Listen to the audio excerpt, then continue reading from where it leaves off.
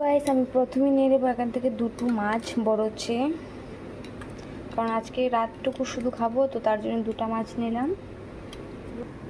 Guys এখন এটাকে ভালো করে জল দিয়ে ধুয়ে নেব। আর এইদিকে আমি কড়াইতে তেল দিয়ে দিচ্ছি, এখন গরম হবার অপেক্ষায়। তো আমি এখানে পেঁয়াজগুলো দিয়ে দিয়েছি, এখন এটাকে ভালো করে ভেজে এতে একে একে মশলা দিয়ে দেবো। দিয়ে দিলাম প্রথমে হলুদ গুঁড়ো, তারপরে আমার পেস্ট করা কাঁচামরিচ আর পেঁয়াজ বাটা। তো এই সামান্য পরিমাণে একটু জল দিয়ে দেবো যাতে মশলাটা আমার না পুড়ে যায়। তারপরে এতে দিয়ে দেবো লঙ্কা গুঁড়ো।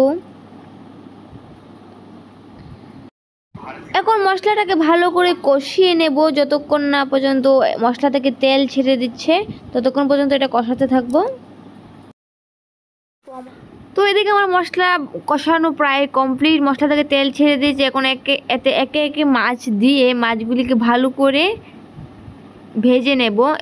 মাছগুলিকে এপিট ওপিট দুপিট ভালো করে মশলাগুলি লাগিয়ে ভালো করে কিছুক্ষণ ভেজে নেওয়ার পরে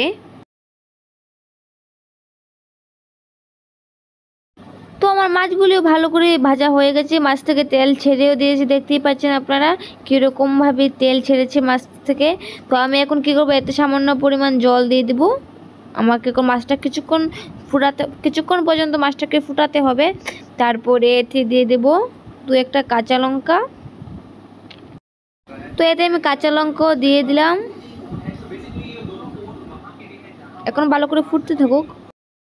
তো গাইস দেখুন আমার রান্নার ফাইনাল লুকটা রেডি, এখন আমি এটাকে সাজিয়ে নেব। তো গাইস সঙ্গে থাকুন। তো গাইস দেখুন আমার এখানে সাজানিও রেডি হয়েছে, দেখুন গাইস কেমন লাগছে।